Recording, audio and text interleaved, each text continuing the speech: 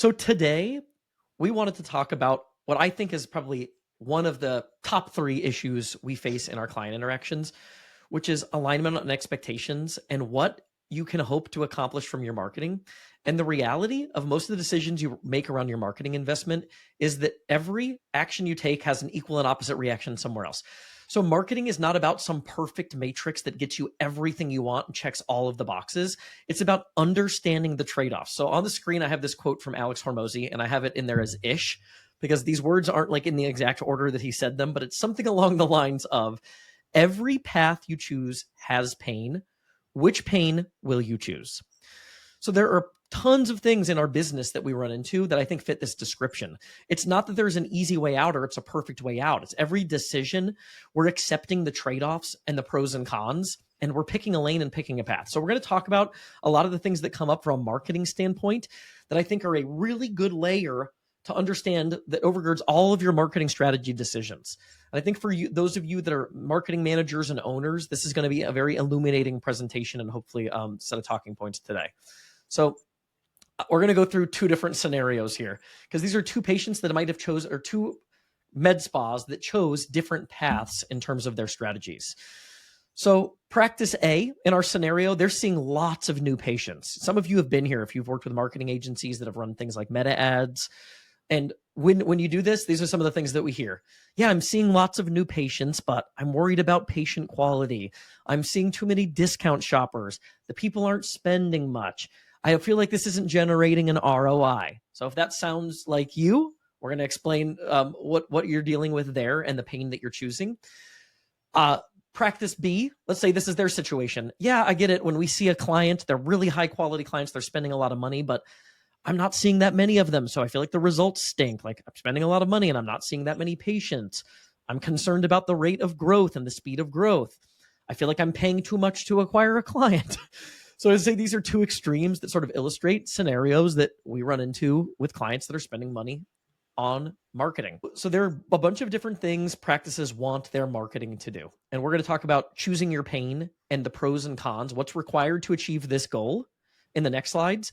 And then what are the downsides if you select this route? And there's a blend of these things that you can implement in your marketing, but understand the pain that you're choosing so that you can align your marketing investment with your goals. So path one is, I want to maximize revenue growth. So this would be our clients that are looking to, I want to be in the best position 12 to 24 months from now financially. How does my business make the most money in the next 1, 2, 3 years that it possibly can, right? And pick your timeline, but that's just an example. Maximizing short-term ROI. So I want to improve my cash flow situation today. So this is where we talk about things like maybe a cool sculpting package where you have a really high customer acquisition cost, but you have large ticket purchases like big sales with low cost of goods. That might be a way to maximize short-term ROI. You want a balance of revenue growth and short-term ROI. So you're mixing ads that check both of those boxes. I would say, Lauren, tell me if I'm wrong. Just in a short summary of the 3 points, our preferred method for most practices is, how do you figure out some things that have high acquisition costs that give you short-term ROI to incorporate into your advertising mix? And also, what are you doing today that's planting seeds to put you in the best position 12 to 24 months from now? That sound about right? Yeah, absolutely. Number 4, optimize for at-bats. So, hey, I just need butts in the seats. I want volume of leads. So there are certain strategies that you're going to lean into if your goal is butts in the seats, but that has there are downsides to just over optimizing for butts in the seats. So if you're just trying to optimize for volume of business, there's a downside to that too, and there's an upside. Number 5 would be optimizing for patient quality. I think this is one we hear a lot. Hey, I'm worried about the quality of the patients that I'm seeing from my ads, especially if you're using some sort of a promo, a discount, or a new patient special. And you can do that. But again, we're going to go through what is the downside of optimizing for patient quality. So let's go through some of this. Hopefully this gives you a lot of clarity in how you can pick your lane and align your marketing with your business growth goals. This episode is brought to you by MedSpa Magic Marketing, my agency. We help med spas and aesthetics practices grow with more effective marketing strategies. And I know that's a vague phrase, right? That's a vague claim. So I have an offer for you. I offer this to any new prospects. If you're interested in exploring another marketing option, a new agency, or just getting into Facebook, Instagram, Google Ads for the first time, I'd love to show you why we're different, what we're doing for clients. And we can do that via a 1.5-hour planning session where I'll outline a specific marketing plan and I'll give you all of the blueprints that we would implement if we were to do business together. Now you can take that, use that on your own, hire someone else to help you execute it, or work with us. We really don't hold anything back on that strategy call. And I think you'll have a lot of confidence in how you manage your marketing investment moving forward, understanding some of the nuances that can help you implement more effective marketing strategies for your business. So if you want to do that, you can go to medspamagicmarketing.com. So the first one is maximizing revenue growth. If the goal is maximizing revenue growth, I think what we've seen are the requirements for success on this is you do need to simultaneously optimize for number of at-bats. It's hard to do this long-term without volume, because if you're seeing a bunch of patients that spend if you're seeing a small amount of patients that spend a lot of money, you don't have an opportunity for long-term recurring revenue because the volume's not there, right? If 12 months from now or 24 months from now, you want as many returning Botox clients as you possibly can have, then you're going to have to optimize upfront for butts and seats to give you the largest possible catch rate. So when we say catch rate, it's going to be the absolute number of patients that are good quality patients that are left over at the end of the day. So that's something that I think you want to do if you're trying to optimize for maximum revenue growth, is just, if I'm going to spend money, I might see 10 new clients for every $1,000 and maybe only 5 of them are good quality clients, but that's five good quality clients left over, where strategy B, where you're just optimizing for patient quality upfront, might only give you 3 to start with. So I think that really is important if we're looking for the maximum financial revenue growth path, that we do those things. And that's going to mean figuring out a strategic way to achieve low customer acquisition cost, healthy initial visit revenue for services that naturally lead to retention. Important caveat there is you can optimize for CAC and do so at the expense of retention and initial visit revenue. So all 3 of those things in tandem have to be optimized for. Lauren, I think we see this with the facial ad. So can you talk about like the $29 facial ad and how that would do a good job of optimizing for CAC, but it might not be the best in terms of like baseline retention or even initial visit revenue? Yeah, absolutely. So one of the biggest promos you hear us talk about a lot that's quick butts and seats, it's our best butts and seats promo we talk about, is the $25 or $29 facial ad. So essentially it's an express facial, 30 minutes, come in $25 or $29. Essentially we're paying really, really cheap customer acquisition costs to get as many people through the door as possible, but at the expense of expecting we're probably not going to retain a whole lot of those clients. But it's giving us a ton of opportunity at bats or butts and seats to then get us to that growth or to that point. So this is kind of where it comes into having the strategic conversation of how good is your team going to do once those people come in. Because if you are structuring for revenue growth somewhere down the line and you're getting these people in, but you're not effectively rebooking or trying to retain them, it's essentially going to get you nowhere. So it's almost not worth it at all in the short term time.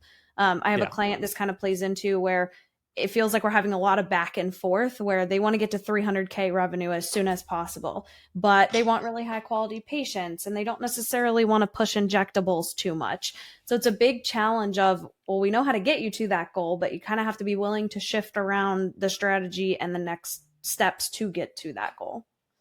Yeah. Again, it's picking your pain. So like in this case, I think maximizing revenue growth, Lauren mentioned that facial example, it's going to get you really low customer acquisition costs, but you're going to have to do a lot more work to see the retention number. So what we see, if we were simplifying this, what are the services that achieve a healthy low cost of a customer acquisition, reasonable initial visit revenue, so you're not losing money on the first visit ideally, and naturally lead to good retention? Injectables. Yeah. That's so the other challenge with the facial promo is facials aren't inherently a sticky service. It's not necessarily the thing you leave and 30 days later you realize that you haven't had one in a while. Some might, but most aren't going to. With Botox, you get it 3 months later, your wrinkles come back. So it's a easy reminder that you need to go back somewhere and get it done. So that's where that stickiness aspect comes into. Yeah. So I think anytime we're plugging this into our ROI calculator, again, we have a free copy of that. If you want that, you can just email us support@medspamagicmarketing.com and download the ROI calculator and play with some of the trade-offs that you're making when you make these decisions. We walk you through how to use that. But yeah, injectables, I think if you're looking at maximum revenue growth, because it's a recurring revenue model, we just had Ben Hernandez on the podcast from Skytail Group in a recent episode, and he talked about a healthy practice most people that are investing or purchasing a business, they want to see 50 to 60% injectables because that is your recurring revenue model. That's your cash cow. That's the lifeblood of your med spa in many, many cases. So Lauren, you had something to add to that? I was just gonna say the other thing that's nice about injectables too is not that it's just sticky, but it's also an easily cross-sold service. So it's easy for somebody who comes in for Botox, you can then cross-sell them into filler or Sculptra or into other things. Even if you have wellness, it's a lot easier to get those people interested in wellness services. It's harder to go from somebody coming in for a facial or a wellness to go all the way to a Botox or an injectable. So those are kind of the nice starting point to then get you to other places. The next one we're going to talk about is going to be cool sculpting or M sculpt, things like body sculpting machines. Those are also hard to cross sell back into the injectable side. It's much easier, like we say, to go from injectables to kind of anything else. It's the gateway drug. Yeah, I know injectables aren't exciting because you don't have a massive splash of initial visit revenue, but like it naturally leads itself to retention. You're already doing the most invasive thing that you do. You're sticking a needle in someone's face. Those people, like Lauren said, are going to be the most likely to buy other services from you and to cross sell into some of your more expensive service packages. The cons of this strategy. So again, the requirement, if you're trying to optimize for long, like where am I going to be? How do I put myself in the best position 24 months from now? It's you do need to optimize for at bats via highly attractive new patient special offers. With that, you're optimizing for catch rate. So we're going to get the largest number of absolute, in terms of absolute volume of good quality clients that stick around at the end of the day, knowing we had to sift through some junk. And we need to optimize those offers for good customer acquisition cost, good initial visit revenue, and services that naturally lead to retention. The cons are you're going to deal with discount shoppers and a lower overall percentage retention rate. So even though you saw 10 clients and there's 5 left over, that means you only had a 50% retention rate. That can be a point of frustration. Even though you're seeing the largest number of clients still left over at the end of that equation, there are people that would rather spend $1,000 and only see 3 good new clients that are all going to be retained. So again, just financially, we think this is the best strategy, but you are going to deal with some discount shoppers and a lower overall retention percentage than you see when you have like a word of mouth client, of course. Frustrations with patient quality from your providers can be an issue, and lower average initial visit revenues because you're going to have some people come in. When you do a consult for somebody that just came in and found you off Google reviews, that's going to be on average probably a higher initial visit revenue than the people that come in because you did a 20 unit 179 Botox promo. Now, you're still going to have maybe half of those people spend a good amount of money, but half of them might come in and only buy the promo or slightly above. So know that that's going to be something that just happens, and that's choosing your pain with maximizing revenue growth. Maximizing short-term ROI. My favorite example, I talked to these guys in New Jersey. They do cool sculpting ads exclusively. They spend $40,000 a month on cool sculpting ads. They generate $200,000 plus in revenue, and they do that every single month. I would say that is the ultimate example of maximizing short-term ROI via your marketing dollars. That requires high ticket packages with low cost of goods. So things that are expensive with good margins. You have to be willing to pay a pretty high customer acquisition cost, and you still need to position the high ticket offer as attractive. So that's the requirement to make this strategy work to capture short-term ROI. Lauren, some real life examples of what we see in terms of offers, promos, and services that would fit the bill of maximizing short-term ROI. Yeah, I would say our best one is M Sculpt by far. So body sculpting.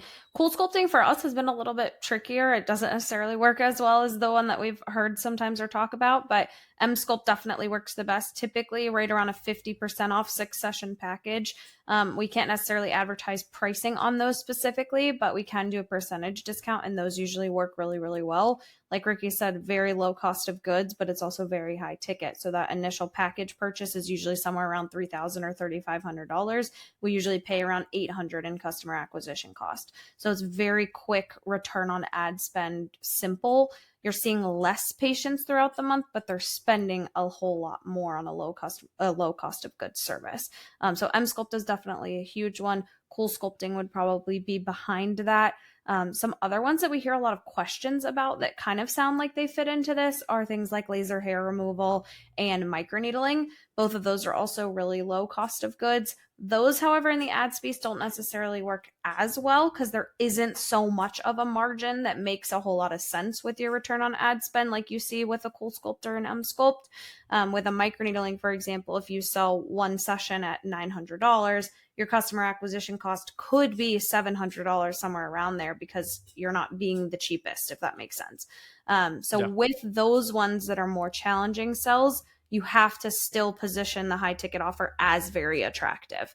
So if we want to sell a microneedling or a laser hair removal, we have to do things that are attractive to get people in the door. So sell that first session maybe for $199, or sell your first laser hair removal session for $29, like we've talked about, or even for free to get people in the door to test those things. Those are ways we can still optimize customer acquisition costs to leave us enough buffer to make the return on ad spend worth it. Yeah. And I think we've heard other people talk about like combo offers with like, you do some sort of proprietary name of like a service package and you bundle 2 or 3 of your services together. I think they can work. I think we've not necessarily cracked the code on that from our experience, like bundling like injectables plus a laser plus this. And I think it can be hard because if people really peel back the curtain and you're transparent around what you're doing, they might want 1 or 2 of those things, but they don't want all of them.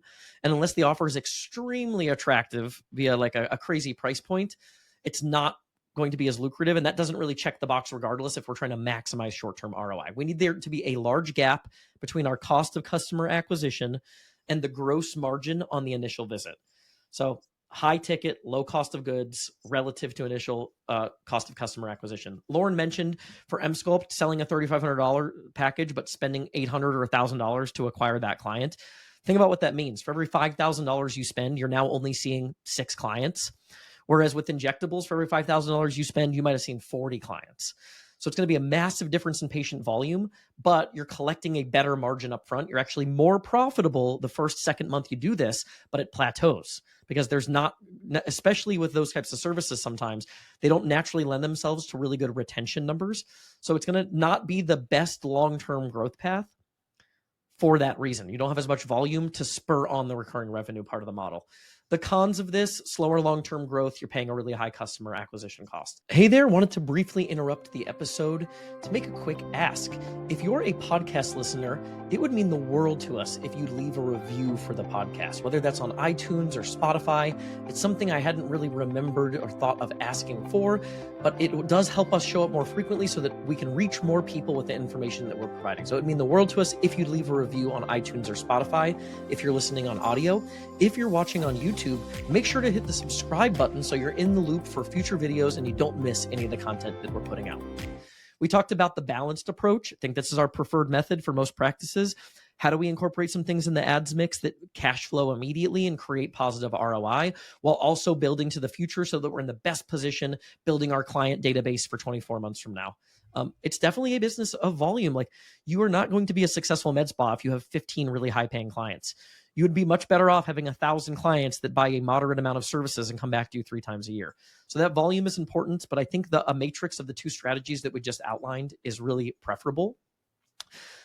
Tying into that, let's say you come into the conversation with your marketing partner or you're managing your marketing internally and you say, okay, I just want to optimize for butts and seats. I want at bats because my team is, like Lauren said, they're going to be phenomenal. I've heard clients say this. I'm sure we've heard this a bunch, Lauren. Hey, if you just put them in the seat, our team's amazing. We're going to cross sell them. We're going to upsell them. First of all, make sure that's true. I think a lot of people think that that's true. But if you're dealing with a hot lead that's already ready to buy, you can look like a genius salesperson. Are you really a genius salesperson if someone comes in for a $29 facial? Can you sell them into your weight loss program? Like, that's a whole other challenge. So make sure that you really are dialed in there, and that's actually true. But the things that are required here to optimize, if your goal is just butts and seats, and that's what you're shooting for, you need low ticket, highly attractive offers. So how aggressive can you be with the price point? Almost treating these things as a loss leader. Lauren mentioned this $29 facial. I think that's a really interesting example because one of the things we found is that when people they dip their toe in the water on discounting, they'll run an ad for a facial at like $99 or $89, and they'll end up paying $100 in customer acquisition cost. So they're losing $10 on the initial visit, and they're seeing far fewer patients. The client that we saw that did like the $25, $29 facial, the times that we've tried this, we've had clients get their customer acquisition cost under the cost of the facial. So if you're going to pay $90 to acquire a $90 facial client, you might as well pay $29 to acquire a $29 facial client because your margin is still the same. It's zero, but now you're seeing triple the number of patients. So if the goal is, I just want opportunities to create perception through experience so that I can cross sell and upsell people into my other packages and kind of have an anchor in the relationship, then you do want to lean into that strategy of crazy low ticket attractive offers. Low ticket is important, I think, here because, like Lauren said, you can run a great price on M sculpting, but it's still $3,000 for a package. So you're inherently not going to have a high response rate on high ticket services. If you want volume, you need to go low ticket with highly attractive offers. Lauren, thoughts on that? Yeah, I think the other challenge here too is you have to watch what your competition is doing too if you really want being low ticket to be successful. I have a practice, for example, who is very set on their Botox will not be cheaper than $10 a unit for any sort of promo. And that worked really, really well for a long time. We got their customer acquisition cost down under $100. It was really successful. Then 3 med spas opened just within like a 5-mile radius around them, each offering $8 a unit Botox. And immediately cost of customer acquisition like skyrocketed to $300 plus. So you still have to be not only cheap and competitive, but the most competitive if you really want the numbers to make sense in terms of getting the cheapest customer acquisition costs and the most butts in seats. Yeah. You have to have best deal in town if you're going for at bats, and whether that's your Botox offer. Again, you're treating this as like the Costco rotisserie chicken example. This is your loss leader, and it's icing on the cake if you can break even on these. But if you're trying to optimize for butts and seats, you need low ticket, crazy good offers, and you need to be willing to sift through the quote dirt to find the gold. That's the reality here. You're accepting that maybe 80% of these people with something like a $29 facial offer are just coming in for a good deal on a facial and are not going to be retained. But if 20% of them are good quality clients and your cost of customer acquisition is $10, then you're still going to be in a really, really good position with the effective customer acquisition cost on the retained clients. Right? So you can kind of do the math there and play around with that in the ROI calculator, but that's the underlying concept at play is it can still be financially advantageous to sift through the dirt to find the gold in terms of your patient list as you bring people in for the strategy. We do a lot of this with injectables specifically too, like a Dysport, for example. That's a really low customer acquisition cost service that is still an injectable and also leads itself to retention, especially when you have solid providers. But that's a big one to keep in mind too. Customer acquisition cost might be way higher than it is on these $29 facials. It's not $10, maybe it's $100. But when we look at volume coming in, even there, if we only retain 50% of them, customer acquisition cost is still under $200 effective on those good quality patients. So it ends up being really profitable in the long run once these people are rebooking and returning. Just in the interim, it's getting the people in and having that good deal. Yeah, I want to pause for a second and talk about this effective customer acquisition cost number a little bit. Like Lauren just said, if you pay $100 to get a new Dysport client through the door and only 50% of them are sticky good clients, then what we would say is your effective customer acquisition cost is double, right? It's going to go from 100 to 200 to get a client. That still is usually more financially advantageous than just trying to win upfront on reputation and paying $300, $400 to acquire the client. You're still ahead of the game. So that's what we mean when we say optimizing for the largest number of absolute clients left over at the end of the day. That's that effective customer acquisition cost number. All right, the pain that you're choosing if you decide I want to optimize for at bats and butts in the seats is the goal of my marketing, it may not tie into retention easily. So you're going to have to be really, really, really good at upselling and cross-selling. You're going to inevitably deal with some provider frustration on this, right? Especially if you don't prime your providers to realize these people are coming in for a $29 facial. There can be issues with your compensation model if you're paying your estheticians like a percentage of services. And then also the time required to serve the non-retained clients. You're spending a lot of time sifting through the dirt to find the gold. That's another cost consideration. So that's the pain that you're choosing if you go for the optimizing for at-bats route. Ricky, can we go back to that one for just a second? Yeah. I want to ask you a question as if I'm a med spa and see how you would answer it for me. So if I'm a med spa owner and I have a pretty solid team, we have a pretty solid patient volume so far, and I'm starting marketing and I really want to grow, I want to get this thing tons of revenue, tons of new patients, things like that. This doesn't sound like it would be the most exciting idea for me to play into, but why would it make sense for my med spa to play into this idea and to optimize for at bats and butts and seats? Yeah. So Lauren's talking about the situational element here.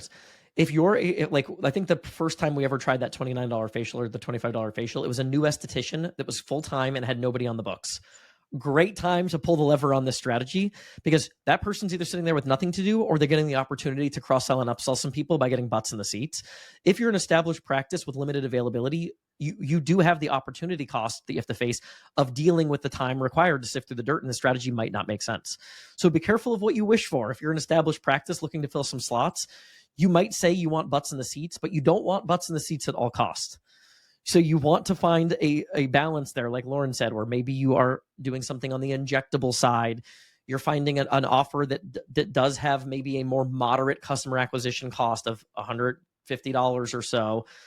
Lauren, we have a client in San Diego that I think is doing this right now. She's kind of accepted, kind of on the next screen, that she understands the underlying concept, but she's a solo provider and she doesn't really want to sift through the dirt to find the gold. So she's made the decision to pay more in acquisition cost. And again, all of these things happen on a sliding scale. It's not black or white. So you can go all the way from the $29 facial, which is going to give you a ton of butts in the seats, incredibly low customer acquisition cost, but you're choosing your pain in terms of sifting through the dirt, having to do a good job of cross-selling, dealing with low average initial visit revenue. That's one extreme. Then you go all the way to the other extreme, which is running like a reputation-based ad, which is, I don't want to discount and promo at all. I just want people to choose me because they want to do business with me. And what you're accepting there is a much higher customer acquisition cost, because you're going to have better patient quality and those people will stick with there. You're not going to deal with provider frustration. There's a huge ocean in between those two things. And I think that's the art of making good marketing decisions, is figuring out where you want to draw your pin on the map. Is that what you were thinking, Lauren, too? Yeah. Thank you. Okay. So the last one is, and we hear this one all the time, but you have to understand the pain that you're choosing with this one, because there is. And this is, I think, one of our biggest frustrations. I think you have so many consultants in the space who speak in theory, and they're not looking at the data around the marketing investment, in my experience. And this is a point of frustration for us, because if somebody tells you that we're going to implement a marketing system that gets you high quality patients willing to pay a premium, you have to understand you're doing that at a cost, and you are choosing your pain somewhere else. So that pain is slower growth projections, fewer clients in terms of volume, and accepting generally very high customer acquisition costs. That's been our experience. So you are still choosing your pain when you do this. There's not any sort of scenario where you just get the best of both worlds and there's no downside. Every time you pick one option, you're dealing with some pros and cons, and same with the alternative. So to optimize for patient quality, what is required? First of all, I would say the predicate is you actually have to have the ability to win on reputation alone. Like, do you actually have the goods? Are you one of the most reputable practices in town? Do you have a compelling backstory? Do you have good reviews? Can you tell a compelling marketing story as to why people should choose to do business with you based on your reputation alone, or reputation with minimal discount? You have to be really great at the consult here, because patient experience is going to be at a premium. If you're paying a lot to get people in the door and the service is lackluster, they're going to leave anyways. So now you just paid high customer acquisition costs for clients that aren't going to stick around. Like, the whole thing will fall apart. But here you have to be willing to accept slower growth projections. If you're optimizing for patient quality, you're going to pay more to acquire the clients. And that means inevitably you don't have the volume that's going to support good recurring revenue 12 to 24 months from now. If you want as many people as possible coming in for their next Botox appointment 2 years from now, then this strategy is not going to do that. This is not the most financially lucrative long-term strategy. You have to accept that you're paying high customer acquisition costs. And the benefit of that is you don't deal with the frustrations of discount shoppers. You don't have to sift through the dirt. You are protecting the experience of your provider, so they're only seeing clients that are primed and ready to buy and aren't going to haggle about price. You're not going to have to do as much legwork to retain these clients, because they already chose you from the get-go for your reputation. But again, and another benefit is you'll have higher initial visit revenue. So there are reasons to do this, but understand the trade-off that you're making. I think all available evidence we have is if you just decide to lean 100% into optimizing for patient quality upfront, you are doing so at the expense of your growth and your best case financial projections over the course of the next short term too. Like, even in the short term, this creates more of a cash flow pinch if you're advertising using this strategy, and it slows your long-term growth projection down. Anything to add to that, Lauren? I think that's the reality of the pain that you're choosing when you optimize for patient quality. Yeah, I think that's perfect. Yeah. So long story short, with all of this, you don't get the best of both worlds in almost any of these cases. You really are picking your pain. You're figuring out what are the pros and cons of each of these strategies, and how do you find the right blend that's right for your practice, your growth goals, and your providers. And ultimately, that's your decision. You need to talk to your marketing provider or your marketing team about what you're trying to accomplish and make sure that you're aligned on these things so that you're aiming in the same direction. If a marketing agency is telling you, like, we're just trying to get butts in the seats, and you're frustrated because you actually just want to improve patient quality of your marketing efforts, like, you're not going to be in alignment. You're going to have issues. Same with your internal marketing team. So if you need help with any of this, you can go to our website, medspamagicmarketing.com. We offer free consultations and strategy sessions that are 90 minutes long. We reserve those for practices that are doing at least $75,000 in revenue, because you need to be able to afford to consistently invest in advertising to do that. So if that's you, though, you can go to medspamagicmarketing.com and schedule a free strategy session. Thanks, and we'll see you on the next one. Thanks, everyone, for tuning in. This podcast is a production of Med Spa Magic Marketing. If your med spa or aesthetic practice is in need of digital marketing services, help with advertising on Facebook, Instagram, Google, lead generation, and booking more appointments, please visit medspamagicmarketing.com.